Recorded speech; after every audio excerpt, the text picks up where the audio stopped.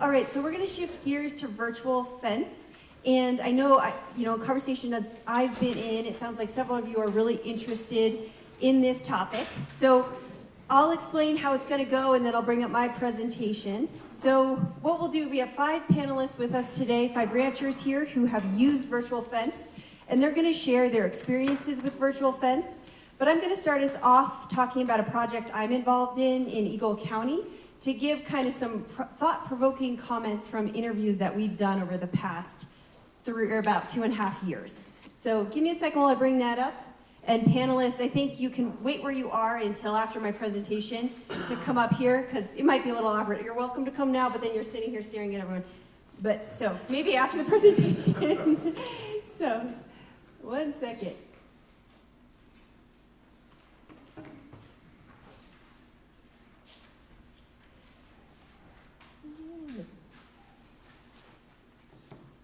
Cool. All right. So as I mentioned, I'll speak for about 15 minutes. Then we'll shift to Justice Red, who will tell us more about how the technology works, and we'll hear from the 5 ranchers on how the technology is working for them. But to start off with, I'm going to, again, talk about our project from Eagle County. So some of you might be wondering, although I think it's already come up in discussions that I've been in, but you might be wondering, why are we talking about virtual fence at a Pinyon Juniper Symposium? And the reason is because many of our landscapes are grazed. Many of the landscapes where these treatments occur are grazed landscapes. Many of us know that allotments are generally very large in size and lack interior fences. And so virtual fence might be one tool to manage grazing as a way to, in addition to these treatments that we might be doing on the landscape. We also know grazing management can be a tool for different management goals, and so that can be achieved using virtual fence. So that's why it's integrated today. We can do things with virtual fence potentially like resting after a treatment. We could rest after a fire. We can do different things that maybe we haven't been able to do in the past because of the lack of interior fences on many places, or especially, I almost know of no cases where we had a fence around a specific treated area. So this is a tool that's come online in the past couple of years. People have dreamed about it for a long time, but I would say commercial widespread availability is fairly recent. And so how many people here have heard of virtual fence? Cool. So I'm going to give the 30-second version, and then I think Justice is going to go into more detail, but basically it's a technology where cows are wearing these collars. There's different companies that make different versions essentially that run a little bit differently, but cows are wearing these collars. Cows receive a sound cue and then a benign shock if they trespass a boundary that's programmed on a computer by a rancher or a manager. All the cases I know are ranchers, but anyway, programmed onto a computer, communicated to the collar. The collars do work in areas where there's no cell reception. It's just you can't change the programming that's on the collar unless that collar communicates with a base station or tower. So that's the real quick version. It sounds like people already have familiarity, but that's just in case you don't. So I've been involved in a project that was started in 2022 in Eagle County. I don't think anyone from the project is here today besides me, but this was really started by the Eagle County Conservation District and Laura Bohannon, as well as Stephanie Pitt, who was with the NRCS out of Glenwood at the time. And they collaborated with Christy Wallner, who's here. She works for the BLM. She's the BLM range specialist out of the Colorado River Valley office, as well as Jess Petit at the Forest Service there. And really inspired by Christy's enthusiasm for virtual fence. So they went for this very large conservation innovation grant that enabled the conservation district to do a bunch of things, but one of the things was deploy virtual fence at a pretty large scale in Eagle County. So we have currently, base stations provide signal to about 400,000 acres. 10 base stations were funded through the grant. We pay ranchers a stipend to participate, as well as paying for their collars to try it over the 3-year period. Myself at CSU Extension was brought in to do some of the monitoring or facilitate the monitoring associated with it. So we have range monitoring that we're doing, and then we're also interviewing ranchers throughout the project. So we interviewed them before They joined the project in 2022, and then we've interviewed them after each grazing season. The objective, the reason the grant was funded, is there was, questions about our topography here. The technology was developed really for, I think, the idea of flatter areas. And so our project was funded to test this technology in an area that is very rugged and very difficult in many ways because it is steep, rugged, and remote. So, like I said, we've interviewed ranchers 3 times to date. We'll have more rounds of interviews. I think we're going through 2025. But we wanted to know from ranchers' perspectives what the benefits were to virtual fence, what were the challenges they were seeing, what recommendations they might have for their peers, what recommendations they may have for policy and management associated with the technology. And we also wanted to know if the technology was enabling them to graze in ways that were otherwise not possible. So that forms the basis of the questions that we would ask in our interviews. We would interview, as I mentioned, we've interviewed everyone 3 times to date. We'll continue interviewing them after each field season. We transcribe the interviews, and then we use a process called coding, which is a social science method where we're basically looking at the transcripts and then we're highlighting passages according to how they relate to a particular theme. So in our cases, the themes are things like uses, how people are using it, the benefits, the range management objectives, different things like that. So that's the process we used. I'm a scientist, so I have to say those things. So that's what we did. And now I'm going to go over at a very high level just a couple of our results because we don't have that much time before we hand it over to the rancher panel. So just to give you a general sense, you don't have to memorize this, but to give you a general sense, these are the themes that we have so far. Or the codes, and just to highlight, issues and challenges is the most common code. It's about 24% of all passages I highlighted with this issue or challenge that someone identified. So it's a pretty common theme. I think in the popular media, there's a lot of positivity about virtual fence, and I'm not a Debbie Downer. I'm still positive on virtual fence, but I do want you to know that this was a common theme in our interviews. But I'll start out by talking a bit about how people are using the technology, and I think this relates to the themes of the morning. Within how people are using it, so this isn't how people want to use it or think it could be used if it worked perfectly. This is like what they're doing right now, how they've used it so far. So highlighting a couple uses, there are more, but just highlighting these for the purposes of today. The most common one was for some kind of range management purpose. And this ranged from, rest rotation. Actually, we have a producer who I'll highlight later who is using it to exclude grazing from an area that, had a brush treatment on it. So he's excluded grazing from that area and actually seen a lot of benefit from that. So people are doing it in that way. There's some grazing based on forecasts. So one producer is kind of like watching the forecast and then he hits an area in a certain way because he has more flexibility. We're excluding burns in some areas, like past burns that occurred. So those are the types of range management uses. Another really common use that a lot of people cited, and they cited as one of the biggest benefits that they saw, was just simply being able to locate their cattle. So innovative practices occurring here. People can see where the cattle are. We also have some members of the study who are doing things like they have an extra collar that they take out on an ATV and then communicate by radio to someone at home who's using a computer who can tell them where they are in relationship to the cows. Because the app from this company doesn't work well on a phone. It's too small, the interface. So stuff like that. So being able to see where your cows are was a big benefit. And then this is more of a minority of a type of use, but the technology allowing people to have access to multi-use grazing areas or manage those areas more effectively. So Colorado is a fence-out state, as many of us hopefully know, but that doesn't mean fences on private inholdings in the forest, let's say, are always maintained perfectly. And so folks were using it to, fence out those private inholdings where fences might not be in good shape. There was two cases where people are using it to graze cattle on like dude ranches. So those areas are managed for recreation. They're managed as dude ranches, but with the vents or the virtual fence, they're able to graze there. So those are some of the uses that we're seeing in our sample. Here's a quote from one of the ranchers that we worked with talking about some of the conservation and range management benefits that he's seeing. So he says, the success for the grass rotating and the options you have surpassed my expectations 100-fold.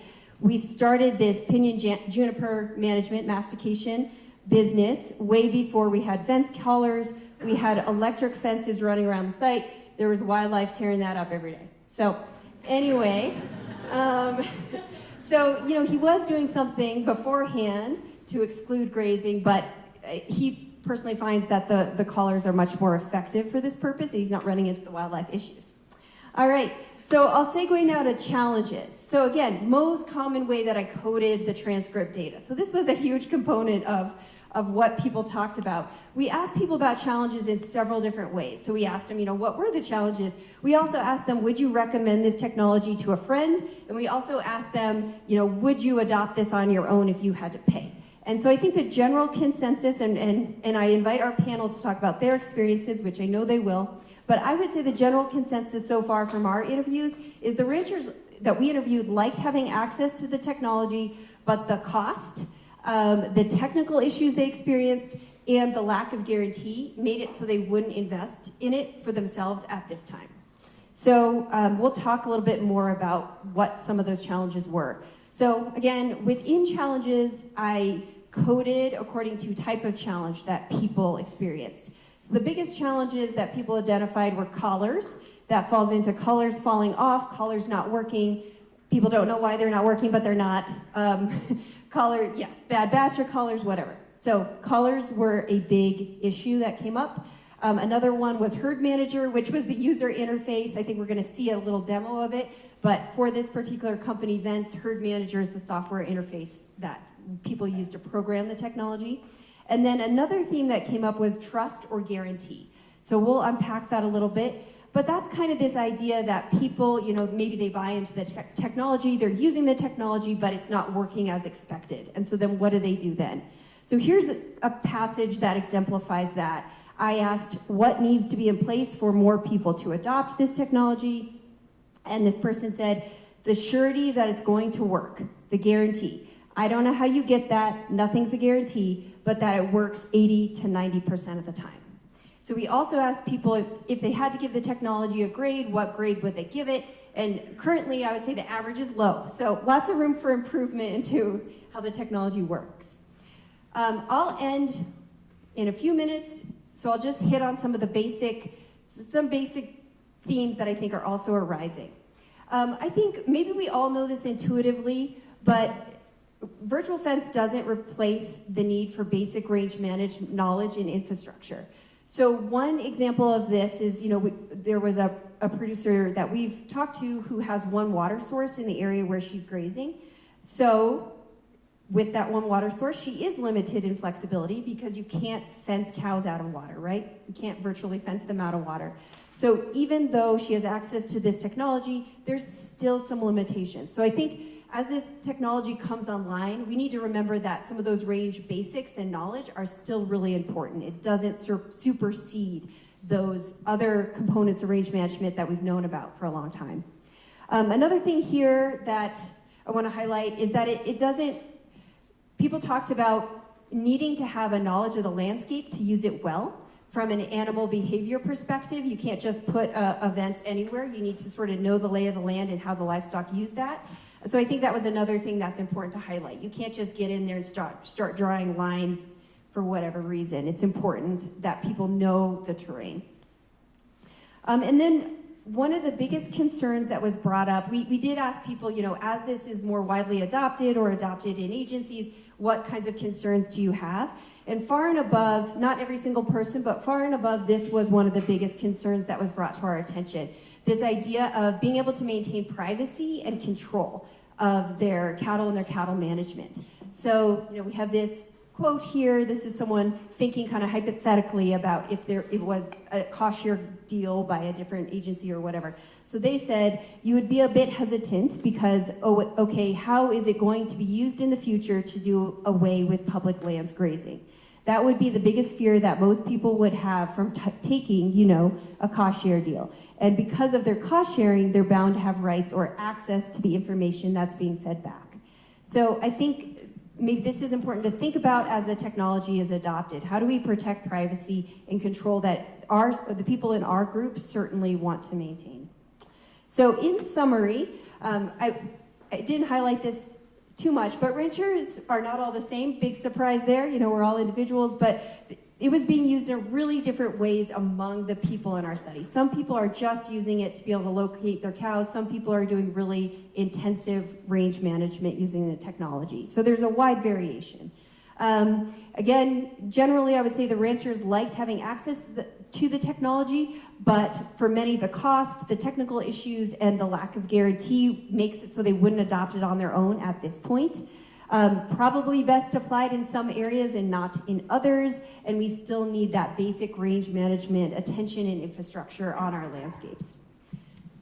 Finally, retaining privacy and control were priorities for the ranchers that we spoke to.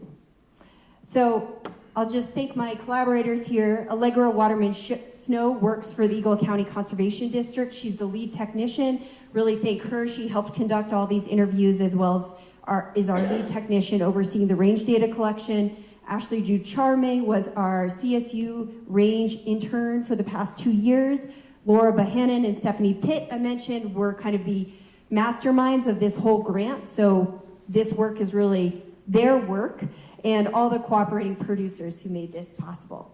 You're welcome to contact me there. And then I'll just give us a little bit of a review of what's going to happen now. I'll invite our panelists to come up here, and we're going to start out with Justice Red talking more in depth about the technology. Each producer has about 5 to 8 minutes to talk about their experience using virtual fence, and then that should enable us to have some time for follow-up questions because we have about an hour. So let's bring up the panelists. I'll load Justice's presentation, and we'll move from there. So there will be time for questions at the end.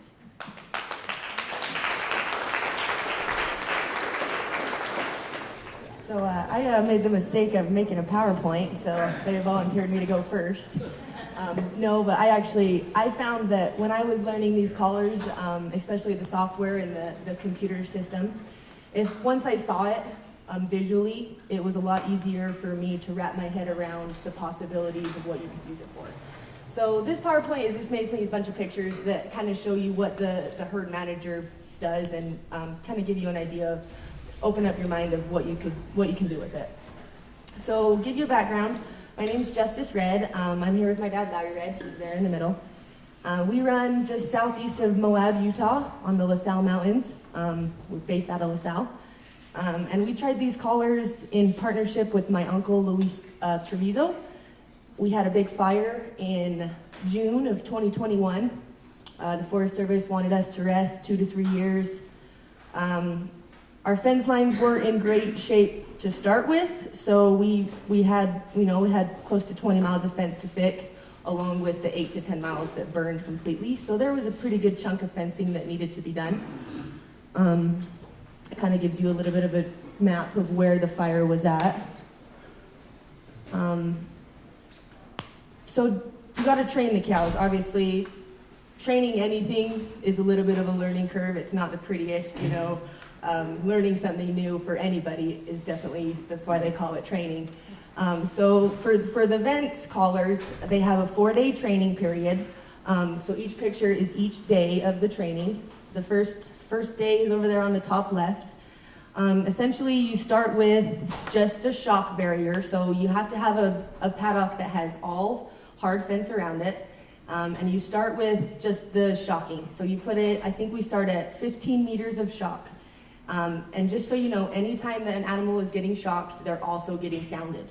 So you start off with 15 meters of shock. The next day you bump it up to 25 to 30 meters, so you're pinching it in, making it a little bit smaller. On the third day, you add 15 meters of sound. So now so a cow's gonna walk up to a fence line. On the first day, she's gonna get shocked, not gonna like it, she's gonna get beefed as well. Second day, it moves her in a little bit more. Third day, there's a 15 meters of sound where she's gonna hit a sound barrier and get that same sound, and if she keeps it going, then she'll get shocked. So it kind of made sense to me that the training of the cows was kind of gonna work. And then on the fourth day, you're supposed to cut the pasture in half. So down here in the bottom right, you can see that you put that fence line where there's no hard fence. So essentially, they don't have a visual cue of seeing a hard fence. They just get that 15 meters of sound. And for the most part, those cows, our cows, we put it on a bunch of heifers, so that it wasn't on old cows. It was basically, we kind of think of them as teenagers.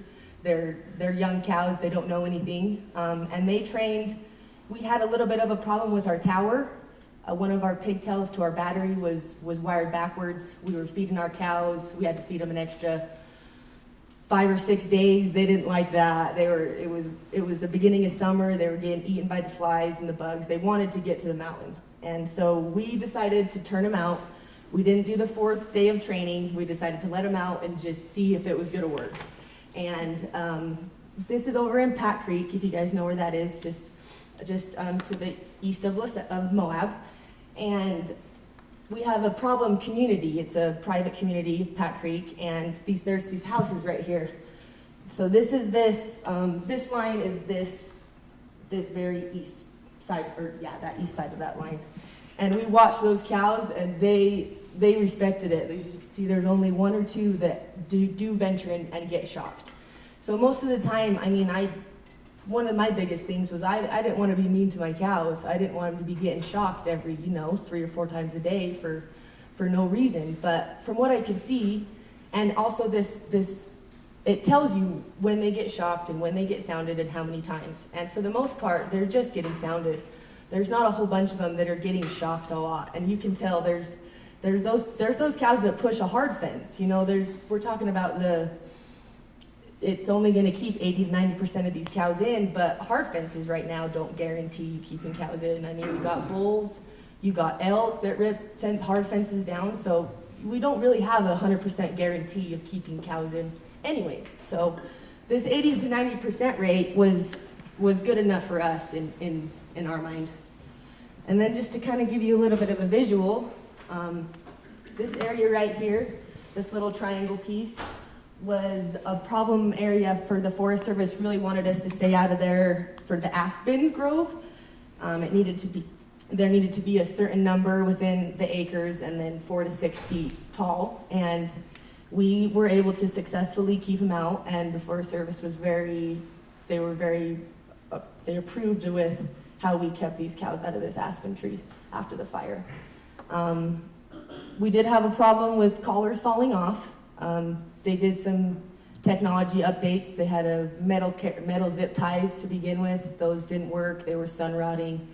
They switched them to a kind of a climbing, locking carabiner, which works a lot better. And we've been able to keep them on quite a lot better than last summer.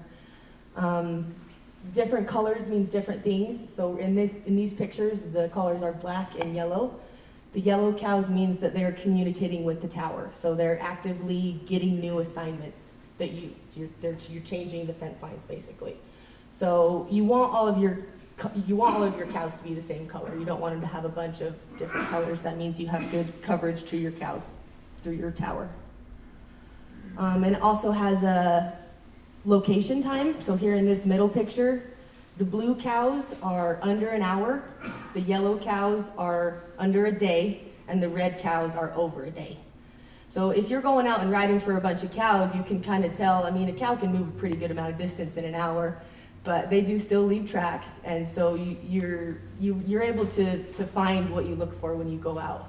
There's a lot less empty riding. You don't spend 8 hours a day looking for nothing that you know is there. So that's a benefit. This is kind of just another picture. We put it on 2 different bunches. About 200 old cows of Louises, and then about 150 heifers. And in these two pastures, they're right next to each other. There's no fence in between them, and they stayed separate about 95%. So that was pretty impressive. We thought that was pretty impressive. Some different things that this Vence company offers. So those other pictures are part of the herd manager. This is part of the grazing manager. So it shows you where your cows are going. It can show you individual trails of each cow. It shows you a heat map. So you can kind of get an idea of where your water's at, where your high intensity areas are, where you could maybe potentially build a fence to keep them out if that's where they hit all the time, and to make them utilize your country a little bit better. So I really thought that was cool. And it kind of shows you over here, it'll show you how many times they got shocked. The little bubbles means that it's just communicating. The sound means they were sounded, and then there's a lightning bolt that means they were shocked. And you can go in there and there's a couple cows that have 40 to 50 shocks. They just like to push it. And you write those numbers down, and you can get them identified and call them at the end of the year and get them out of the bunch. So that's kind of a handy thing. You can identify those problem cows that don't listen to, don't stay put wherever you put them. And then we've talked a lot about these pros and cons kind of already, and we'll get to a lot more as we go on. But we liked it a lot for the location time. I don't like to do anything that's not worth it. So even with hard fences, you go send a fence crew there, you spend 7 days fixing a fence, and then some yahoo leaves the gate open, and it doesn't matter. Or a fence falls on it, or a bunch of elk go through it, and nothing matters, your cows get out, you gotta go spend a week getting them back. So this helps a lot. You're still gonna have to fix fence, this is not taking out fencing, but it's just a backup. So you can have someone leave the gate open, you can have a tree fall, and then also you can see where they get out. So you can know exactly which fence they went through. You don't gotta run a whole fence line. You can go exactly to the hole and cut the tree off the fence. So it's just it's a big time saver.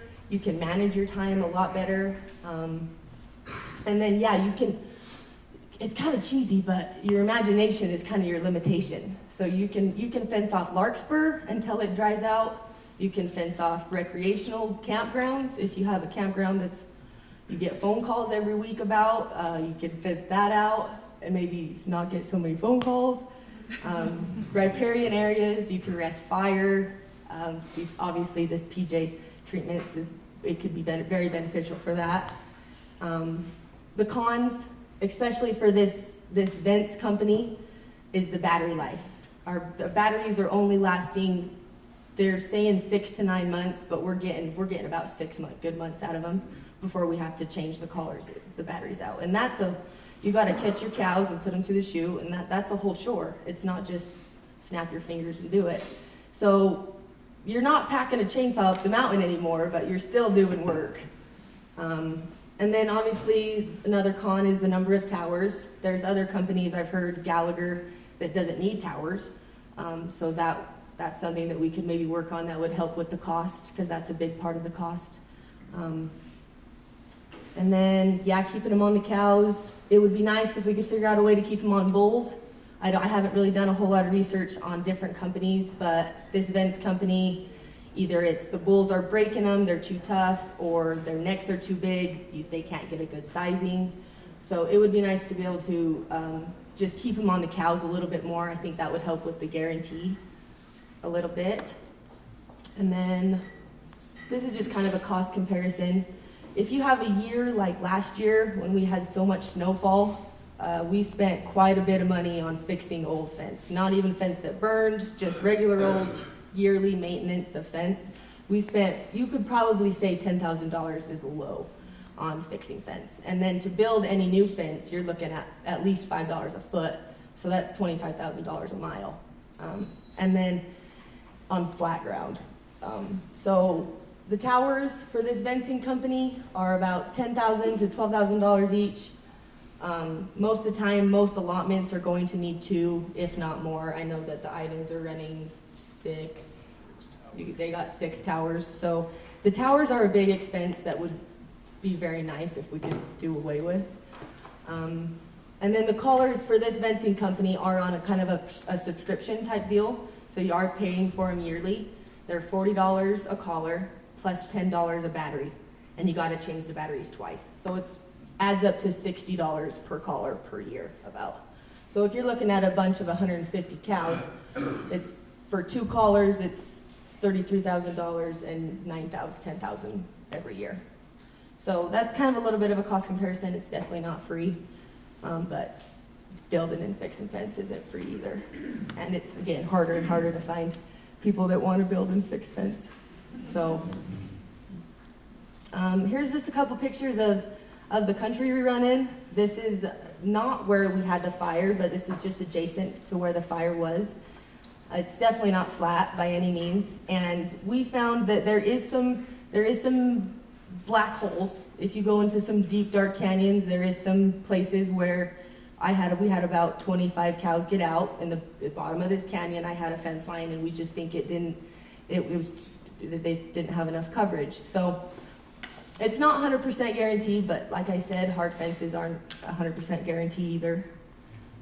Here's some pictures of the fire. The one on the left is a pinyon juniper.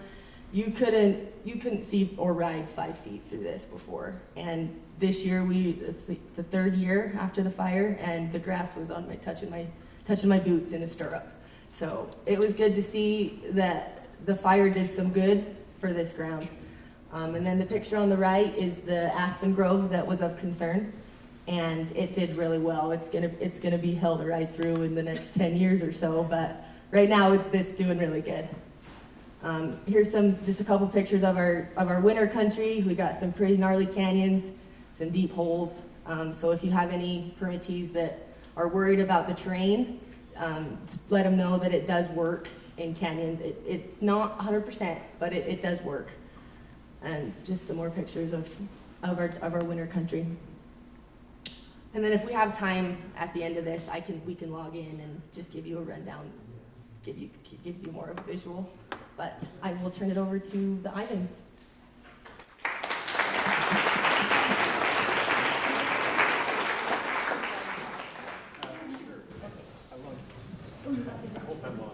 Yeah, okay, so we're going to shift over to Sean Ivans and make sure we can log in. How do I go? Escape, yeah. Should I close that? Slightly up. Sure, it's in. Oh, yeah. It is logged in. Okay. All right, so we're real similar to the Reds. We run 3 separate herds on separate BLM and forest permits and some deeded ground. A couple years ago, a few years ago, we really started having some problems with cows at the top of our forest permit, climbing up and getting into the city watershed. And so we run 3 herds. We run on about 100,000 acres from the winter up to the summer, and we were starting to have some problems in the summer with the cows getting up into the watershed on the mountain. And so we were spending like 90% of our time dealing with 30 cows out of all of our herds. 90% of our riding, our time up there pushing cows back down off the watershed. Our mountain is really steep and rocky. The fences are terrible, and there's a lot of areas where there are no fences. It's kind of dark timber and some barriers, and they just don't stop the cows. Anyway, we were having problems with that, and there were some discussions about virtual fencing, or our Forest Service range specialist kind of talked about it, and there was a meeting that I didn't go to, and they talked about virtual fencing. But finally, after like 9 days straight of bringing the same 25 cows back down the mountain, I called my brother and said, I'm calling the fence guy, talking to him. Anyway, so I talked to him. He's a salesman. He lied to me. But anyway, we signed up, which was good, but he was a salesman. Anyway, we signed up, ordered collars, got collars put on one of our 3 herds in the fall of 22, so a year and a half ago. So we put the collars on the one herd. The collars did show up 6 weeks late. 250 cows feeding hay for 6 weeks. Do the math. We were waiting on the collars. Anyway, there are drawbacks. It is a process. But we put the collars on the cows on that herd. We ran them through the winter. Everything went great. They were respecting the boundaries. We were learning how to run the program. We did have the batteries start dying earlier. Again, the salesman guaranteed us 12 to 18 months. We had collars start dying in the spring, that next spring, earlier than we were planning. So that is one of the big drawbacks. But we ran them through the winter. We were very surprised at how well we could see the cows and where they are, how well they respected the virtual fences. Our one herd, they run on, all the permits are contiguous, so they're from the winter down 20 miles south of Blanding to the summer, 8 miles north of Blanding. So they migrate 30 miles, and we were very surprised at how well we could find the cows and move them up through our drift country and keep them located and keep them slowed down in the spring from going to the mountain too early. Anyway, it was a good experience for the most part to begin with, other than feeding cows for 6 extra weeks and those kinds of things. But so we ran them through the winter. We changed the collars in the spring, put them on the mountain, and last summer we had virtually no problems with the watershed last summer. Not no problems, but virtually no problems. There were still a few, there's always some problems. Our number 321, we put 3 different collars on her just to make sure they're working, and she doesn't care. But anyways, we ran them. Our problems, our time spent taking care of cows on the watershed went down exponentially. We were able to focus on the rest of the herds and the rest of the cows and deal with that kind of stuff a lot more than just those 30 cows. Anyway, so then we ordered collars for our second herd. We were committed. So we got collars for the second herd, and we put them on last fall. We changed all the batteries in November for both herds and put collars on the new herd in November. And now we're going through our second winter with them, and so far so good. It's not perfect, but it's gone well. I logged into our account here, so these are I actually have them split into 3 herds. There's a herd down here. It's very congested and very complicated, but these are some examples of how it works. So here's one of our herds. These are our first calf heifers down here. They're having their first babies right now, so they're separate in a smaller pasture where we can keep an eye on them. Then this is a herd here. So we're just barely in the process. It looks disorganized, but it's not. We're just barely in the process of changing pastures. Our pastures are huge, and there's really no interior fences. It's basically just an area to an area to an area. So we were spending a lot of time keeping cows in a certain area for a certain amount of time. So right here is a big point, and these are big, deep canyons on both sides. And normally we would have to ride 3 times a week and keep cows pushed down on that point when they're supposed to be down on there. This year we started on that point, and we put a fake fence across the top of it right here, and we kept all of our herd down there, and we had 0 cows get out or push to the north and get out of where they were supposed to be for 2 months. Just last week, we turned the fence off, the virtual fence, and we started moving them over into this area. This is a big wall, and this is another pasture, a long strip right here. So, oh shoot. Oh, you jacked up. What did I do? Yeah. Hey. So I wanted to bring this up just to show that it's not magic. They don't just automatically move from one place to another, and you can't just all of a sudden do it all at once. We have taken a few days. Normally it would take us like 14 days to move from there to there. We've ridden down there about 4 times now, and we still have some stragglers. This cow right here has a baby calf. This cow right here has a brand new baby calf. There's still some in this canyon that we need to go get. These we pushed up, my brother pushed them up yesterday to the north end. And these, he's just barely putting those through the gate today. they're yellow, so they're a little over an hour old. But he's moving those. Anyway, my point of this is it's not magic, and they don't just they don't move themselves, but it is a lot more efficient and a lot quicker, and we can, instead of going down and riding that whole point, looking for those last two, we can see right where they are and go get them. These red ones are dead collars. So that one hasn't picked up for 87 days.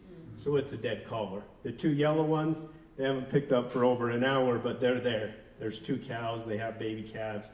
We're gonna have to go get them in a couple days once the calves get a little older and they can make that 7-mile trip around. So, and then there's still some down in there that we need to go get.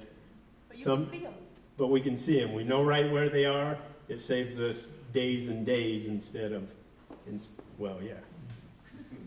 days and days of riding. So our other herd is just over here. We had all of our cows right in this area until last week also. And I gathered all of this area. Myself and my daughter gathered all of this and pushed everything over here. It doesn't look very far, but that's 5, 6, 7, 8, about 9 miles from here to there. And now, so if you pull that up, it brings the boundaries up. And so now all of our dead battery, and those other 3 are dead batteries. So out of the 196 cows, we have 5 dead batteries there. But now all of these are over here in the area that they're supposed to be in. It was like 3 days of riding, getting those moved. Normally, without the collars, that would have been probably at least nine days of riding to get them all gathered up and moved over. Anyway, those are just some examples of how it works and how it doesn't work perfectly, but how it works. Do you want to show them the grazing? Like where you can just play and watch it like it's a movie? Yeah, can you come do it? Yeah.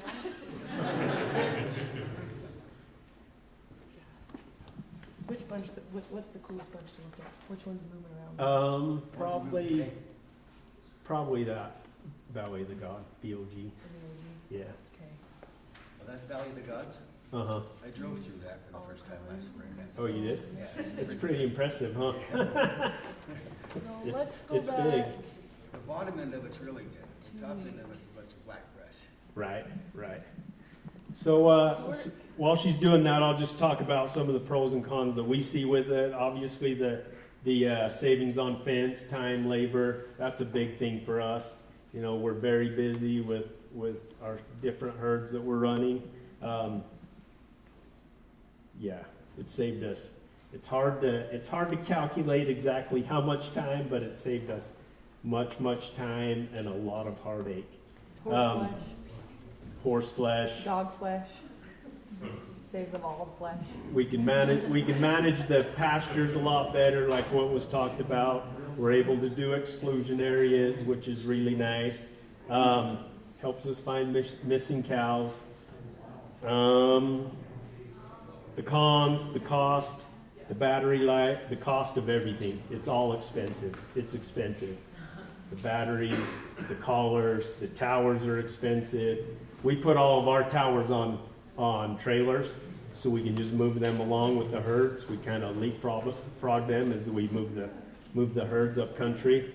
The retention, we lost about 30 collars on the mountain last summer, fall, and they're still up there. The company has been good because the batteries died and then they fall off the cows, and so we can't go and find right where they are. And the company has replaced, they've sent us 60 new collars for lost collars and broken collars. So they're really good about that. That's the nice thing about leasing the collars instead of buying them. Oh. It just shows you, it kind of plays it like a movie. So it shows you in real time what they're traveling. This is all the cows. So if you wanted to go find that 321, 321. 321, you could go over here and find 321, whatever her collar number was. she's in a different herd, so she Okay, won't be well, up there. anyways, also it shows you, like, this cow, she was shocked one time. This cow was sounded 10 times. Let's see, this cow was sounded 10 times. It starts on the 22nd of February and goes till about the 10th. Yeah, It's so 20 it's days. about 2 weeks. Yeah, about 21 days. So let's go pick You can go pick a one single. caller. Let's see, where is she? We gotta make our point. Right down there at the bottom. We'll make You your see her point down size there? bigger. Oh, yeah. So you can see exactly where she's traveling, where she likes to hang out, where she sleeps at night, how she got out of there. So you can see that 321 cow, exactly her trail, where she went. You can make it into a single point history. Let's see. Where'd she go? I don't know. I don't know where she went. There, it's gonna start over. Oh, I gotta click one. There we go. Oh. So this guy likes to stay in the same little circle. Well, there she goes somewhere else. Okay, she's going somewhere else now. So now she went back to her other circle. So I don't know, it's just very, you can see how those cows are kind of moving and what their patterns are a little bit. Sorry to That's interrupt. good. It's good. That's one of the nice things. You can really see where they're hanging out and what they're doing.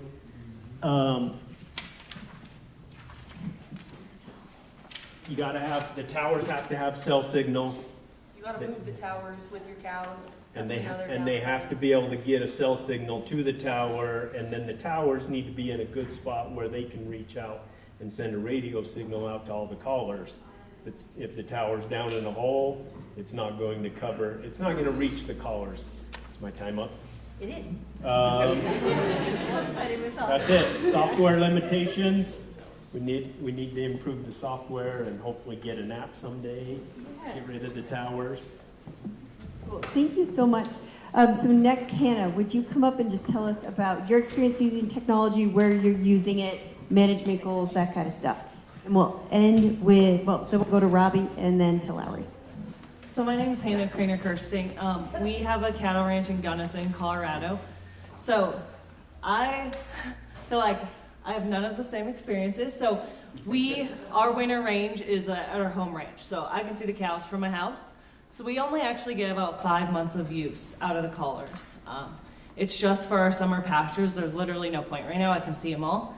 And then we do not run on public land. We only lease private. So we have a very mellow, kind of meadowed, sagebrush, rolling hills, private lease. So we are in the ideal, probably, terrain for vents. We have the one tower can communicate with our cows, because if I stand at the bottom of the lease, once again, I can see everything. And so we are kind of in a unique spot. We have lots of neighbors that don't necessarily like the cows being up there. So for us, it was really about kind of keeping these cows out of these private homes that don't want them, with fences that, like they said, are pretty awful. So this was our second year using it. Our first year was a train wreck. The collars had an audio, like a little hole for the audio to come out, and Gunnison got record rains, and it fried about a third to maybe even close to a half of our collars. So we found when that many of their friends could get out, the rest don't care. So when a third of our collars were dead, they all broke out. For us, one of the biggest things we use them for, and it seems like a gigantic waste of the technology, but it's seeing where our cows are. So for us that first year, it was like, well, look, they're out again. We'll go chase them again. So for us, we're not really, I don't feel like we're really using the technology to like the fullest extent, especially when that many died, because they would just break out constantly. So our second year, last year was a lot better. We didn't have quite as many collars die. You know, there's always some cows that just don't care. It's the same cows that don't respect a hard fence, they also don't respect a virtual fence. Same thing as Justice. If I put it on a bull, it just literally pops off because their necks are so big. So we found that we just run it on the cows. The bulls aren't going to leave the cows. It's totally fine. For us, it wasn't really necessary. We had a lot of heifers that didn't respect them. So we have some lists, some cows on our cull list this year that you could almost guarantee that I would look at events and they would be out. And so, like I said, so I work full-time off the ranch. So for us, it was like a time saving and labor saving to be able to see where they are. But there was also a lot of times that I left work and I drove 45 minutes to the lease and there were not really cows out. So it's kind of a double-edged sword. It was nice, and if homeowners said, hey, your cows are out, you go, yep, yes they are, and run up there. But I also ran up there to, try to keep relations with the neighbors good and to find out that, the line was off there actually totally still in. So for us, that was kind of benefit and a negative. Like I already said, a lot of cows, some cows just don't respect it. So it is what it is. They should be cold anyways, but we had problems with that. And then we had a lot of problems with collars dying, collars falling off. It's not like they hooked on stuff, like you just come out and there's a broken collar in the middle of the field. It's like, how did that even fall off? So we had some problems with that. Like I already said, it kind of caused some extra labor for us because I would go up there and nothing was wrong. And then we have been in a experiment done through CSU Extension. So our 2 years is up and it's time to go on to the next producer. But for us in Gunnison, where we're only using these collars for about 5 months, I don't think our ranch personally will buy a tower and continue. It's pretty costly for 5 months worth of use. And like I said, they weren't really 100%. And we did use the fence a little bit to its capabilities. We hay some of our lease, so we fenced the cows out of that while we hayed and then let them out while we didn't hay. And it did help kind of keep our cows in our really terrible perimeter fences on that lease. But for us, I think probably a more cost-effective thing is to get some GPS ear tags and put them on a handful of the cows, so at least, I know where at least some of them are, maybe the problems. Like I already said, the bulls, we couldn't keep collars on, but for us, it wasn't really a barrier. I don't think I had any other pros or cons. I think it is an amazing technology. It has some room to grow. Like Retta said, it's not mobile friendly at all. So last year when I lost a bunch of collars, I was trying to walk around looking for the collars in the deep grass. And you can't really use the app on your phone. It's pretty terrible, actually. It's not made for a phone yet. And so I took screenshots on my computer and sent them to my phone. And so it would be better if you could see where you are in relation to the collars. So there's some things to be worked out. They already got some of them, like the water resistant worked out, but there are still some issues left. And one of those issues, I think, really is the cost, too. Go ahead.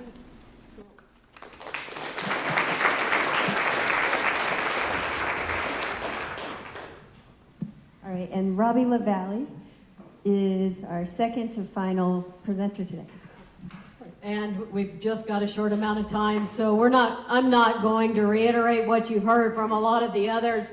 You see the technology, the cows looking like that are really good. It's fun.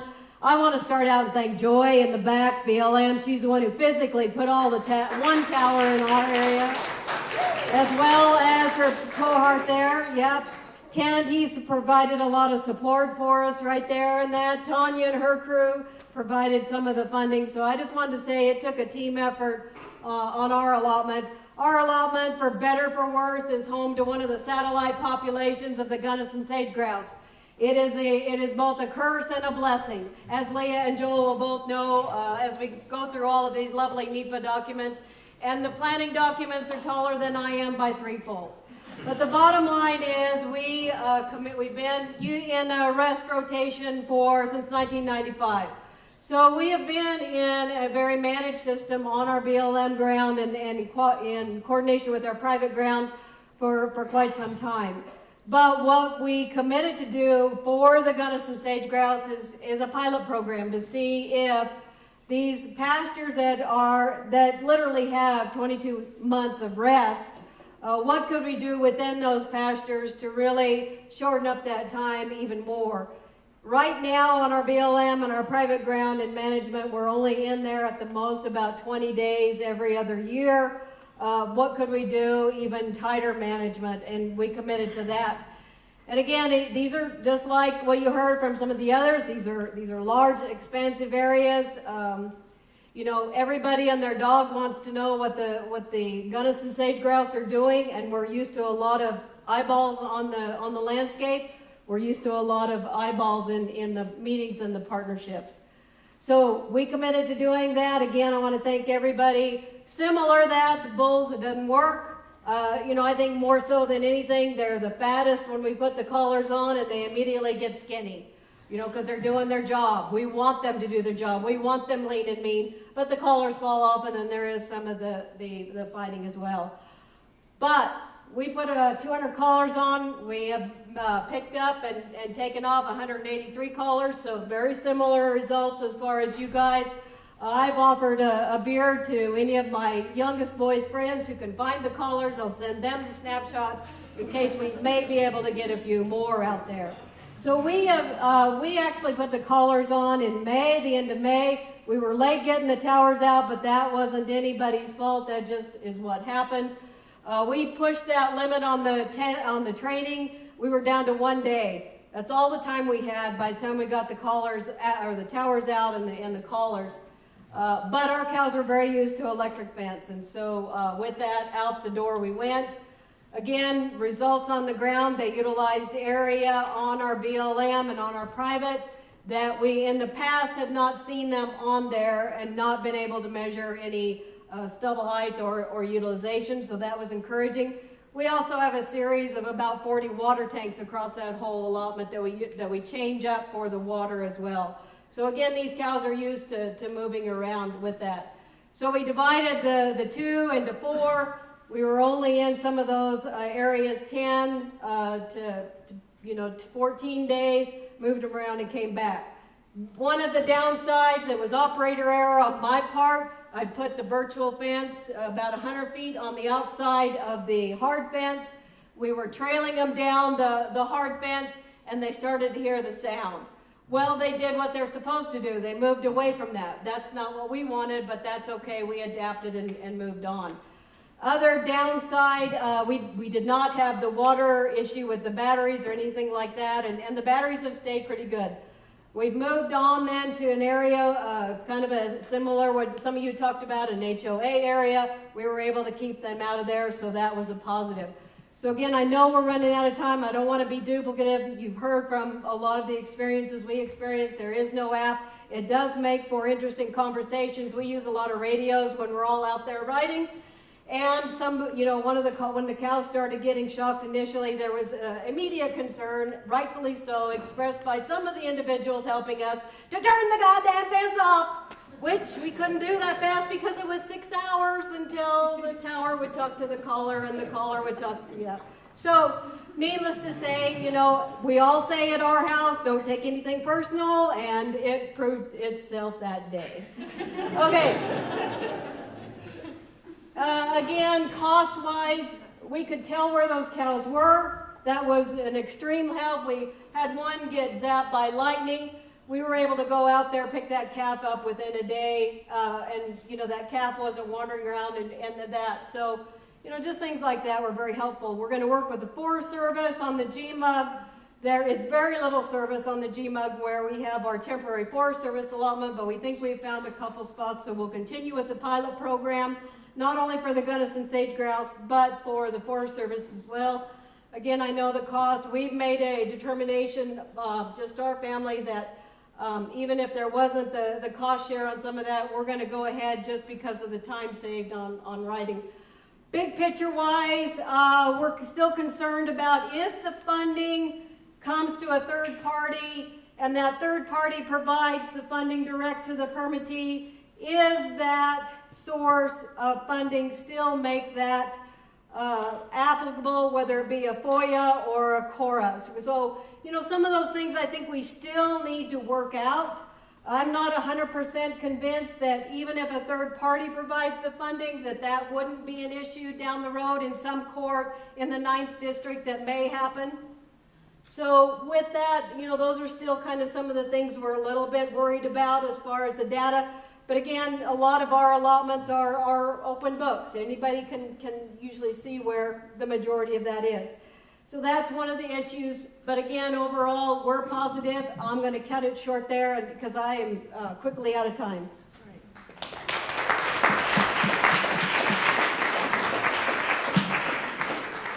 Hi, my name's Larry Red. I'm the dad to Justice. I don't even know why I'm up here. Retta covered pretty much everything I had to say, and then everybody else has done a really good job. One thing that my Forest Service Range Con brought up and wanted to see if we were interested in is if we could do some studies on some of that lower burn area in the PJs, whether we intensively graze it a little bit, mob graze it to scatter seed, and that's something that there's no way you could do it with a hard fence and make it economical, but with this virtual fencing, you get the right bunch of cows, you get them broke right, you get a good source of water to them. There's a lot of things we could do with grazing that might be beneficial on the ground. Another thing, if you have 4 spring pastures and you can cut them into 8, this time of year while the grass is growing, if you can rest that country, you'll have it next year. So that's something we're going to see the benefit of next year because we're able to hold cows off of areas and not let them go back once we start regrowing. So. Yeah, great. All right, thank you. So I think at this time, let's just go straight to questions from the audience. If people don't have questions, I have questions for the panel. But let's go to questions from the audience and need a lucky volunteer to run the mic. Or you seem like a really good volunteer. Volunteer, You know me, I always have questions. So I'm wondering, I have an idea of an application for a producer where this might work, but you guys can tell me that it's not going to work at all. So they run an operation that they bring people in for the summer because they want the experience of city slicker and pushing cows and stuff. Last year they didn't really get out there and push the cows up and let them drift back to water.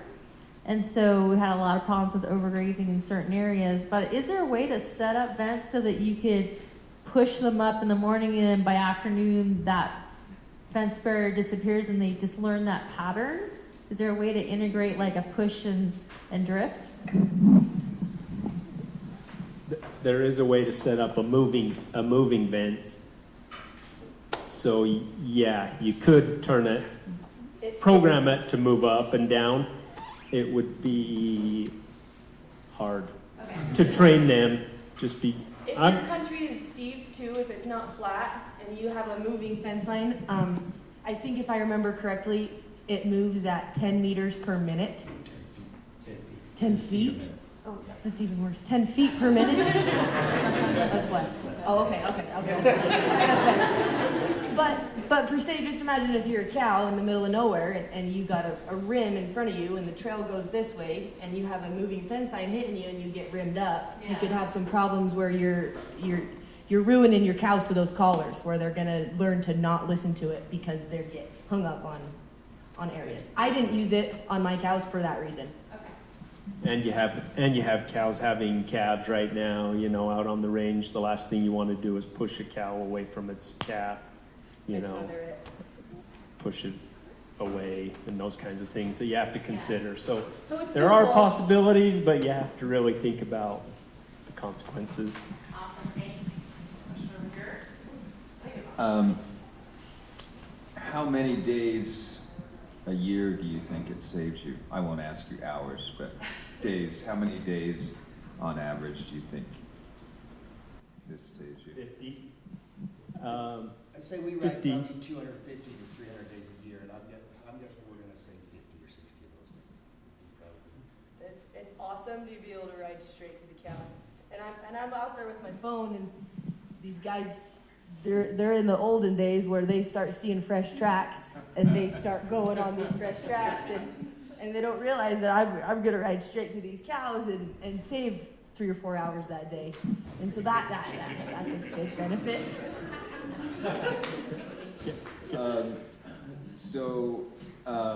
How much of those 50 days do you then spend on your computer or doing troubleshooting? She spends 49, I spend 4 of those Because 50. your brother does the other. I actually do all the computer work, but it's not that much. I don't know. It's Yeah, it's seriously, I don't like to look at a screen. I mean, I'm about 45 minutes in, my eyeballs start burning. But it's just changing your mindset of what kind of work you want to do. Do you want to pack a chainsaw up the mountain, or do you want to sit on the computer for an extra 20 minutes a night? It's just a change of mindset on your workload. You still have to do work a little bit. So you are sitting on the computer, but it's a little bit less labor intensive. And if you've got your pastures lined out for your summer grazing and you're a good enough manager that those are kind of your days, you really don't have to do any more on the computer than you want to, really. You can set your fences, your gates come open. You're in this pasture for 30 days, this one for 2 weeks. If you do need to open a gate, you don't have very good service, it does take 4 to 6 hours to open a gate, which I hope it'll make us better managers. I'm concerned that it might make us lazier managers. There's a possibility for that too. With certain people, there's A couple more questions. How much do you still rely or need your hard fences? Here's where I think we have, not we collectively, but there are certain individuals that have oversold this, and it hasn't just been the salesman. I have literally heard individuals, within certain places say, well, now we don't have to worry about any of this. Remember, Colorado and, a lot of other states, that perimeter fence is liability. So we have to remember that perimeter fence is still our liability. So I want to be careful there with that oversold. And again, it's, I think we're starting to learn, the conversations are coming along, but initially that overselling has done more damage than it's helped the conversation. So we still has to have that, not only the perimeter fence, I agree on the interior, I completely agree there, but at some point, the technology, we know next year the fence colors are going to change. That's what they've told us from the company. It'll be interesting. We know that eventually down the road, it won't be a tower. It'll be the satellite. So we know all of this is coming. So it may be that the perimeter takes the place, but, we've got to be real careful, especially on that liability so far. One last question. Have you, doing exclosures within an area that you're using the vents, if you're going around a spring area or riparian or another, if your agency you have the lease with is doing a restoration work, have you done that, and does that work well if you're also using it as your boundary fence? Like an exclusion? Yes. We tried a little bit on a patch of larkspur in the bottom of Hells Canyon. The topography of it really did, the way our trails came into that, and there's only 2 places to cross that canyon, we did set up an exclosure around that larkspur where we didn't lose any cows in there, but they did cross that fence and go through there. We were late enough in the year, but that's one thing that Luis will be able to do. If we stay off our larkspur, if it's a dry summer like they usually are, if we stay off our larkspur country till the 20th, 25th of July, and then go on it, we can usually get by. And springs, we got such limited water, we don't fetch anything off the springs. But that could be something. If the spring is in that shape, a collaboration started with some environmental groups that I had. It started because there was a spring. He was standing on some hummus blocks, and it was just upsetting to him. Now we were able to fence that, and we're still going with that collaboration, still rubbing shoulders with some of those environmental groups, so that's good. That's an exclusion of ours. It's not on right now, but last spring I turned it on and no cows went back in there in the springtime when the water was running. We wanted to keep them out of there after we moved out, and turned that on, and it kept them out. So there's one example. Yeah, so for your red dead collars, do your cows, since it's no longer on and working for them, do they end up going back to the herd, hanging out? Do they say, woohoo, let's get out of here? How do they react? they're herd animals, so they want to stay with the bunch for the most part. I think you would have to lose, 15 or 20%, and they would have to be the right cows that are running together before they would probably all go. For the most part, they stay, they stay together for the most part. All right, I have two questions. The first one is, we talked a lot about collar failures, like they break off, they fall off. Have any of you used telemetry collars for other projects and how those compare, where it's like the thick belt, that's on there? I'm just curious to know, like, how common or problematic collar failure in all of these exercises that we're trying to do to get data, and how this compares to other projects with just like GPS telemetry. Anyone? Never used those. Okay. They did switch from the cable zip ties to the carabiners, and so far it's been way They were better. using just like plastic zip ties? They were cable. They were plastic first, and then cable. Metal. Cargo container zip ties. They were, Okay. and they were terrible. And I was worried about them. I was at the initial 4 years ago when we had the Vents meeting in Blanding. I left the meeting worried that I was going to find dead cows. Like the collars weren't going to come off.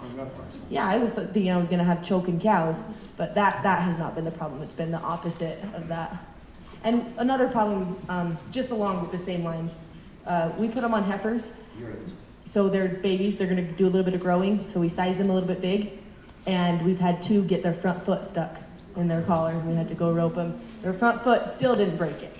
So so that's another issue with the collars, is getting them sized. Did you want to add anything on that? No. I did work historically with the GPS collars for my graduate work, and anyway, we can talk more about that. Yeah. But yeah, these collars are different. Okay. Well, yeah, I knew they were different. I just wanted to know how like failure compared, because it seems like GPS is something that would be useful for some producers versus like having the full-fledged fencing part of it, right? So anyway.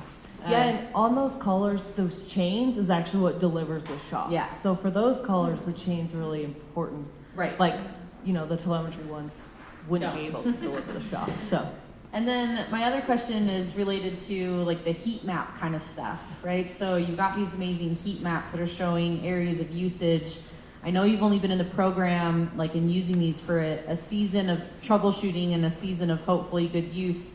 Have you been able to implement any like plans with using those? Have you used them yet in your range management, or is that more of a future outlook hope to be able to utilize those types of heat map usage within your management? So Kent is gonna let me, you really use, did he leave? He's right back there. No. No, I shouldn't put him on the spot like that. Work well with them. But no, literally, because of, again, where we saw them using areas that we have not been able to physically eyeballs put them, because we monitor pretty extensively, a significant amount of utilization, but the heat map showed they were down in that area. So we want to use those, one from a range management, but also from, where do we need to put that additional water? Where do we need to utilize some of those? And then, we've had brainstorm conversations. Could we use this when you talk about treatments? Could we concentrate them on some bulbous and knock some of that back? So again, I think the possibilities are there. It's, as this technology is going to really evolve, if you've got cell phone service, you can refresh your computer program several times and get that real time, but it's going to take a little more on that side to really to make it even more. But the possibilities are endless. So yes, we've had those conversations. Question back here. I was just curious, it's a little abstract, but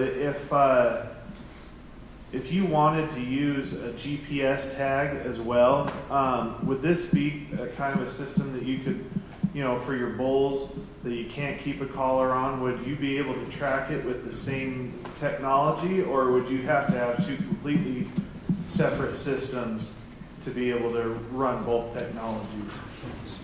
there's an idea that Vince needs to come out with a smartwatch, right, for a bull. Instead of a pad, it's a smartwatch, which is, that's probably a good idea if I don't know for, my answer would be no, you would have to use two different interfaces.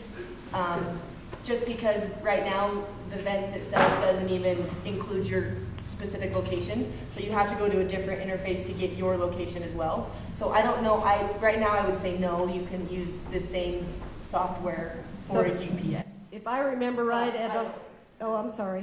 If I remember right, you guys that went to SRM in Reno, wasn't there someone there from Idaho that was giving the GPS, and it wasn't different than the Vents, but those of you that went to Reno, wasn't, no? I'm dreaming. Okay, anyway, I did hear in a podcast out of Reno, and it was a different system for the GPS, and they were doing exactly what you said. They had the Vents collars on the cows, and they had the air tags with the GPS on the bulls for that very reason that you're saying. But it was two different systems. Okay, last question. On the subject of dead cows, have you had any die with collars, and were you able to spot it on the computer screen, like a collar stopped moving or something to that effect, that you could then go find it relatively quickly and do whatever you need to do, call the game warden if that's necessary, etc.?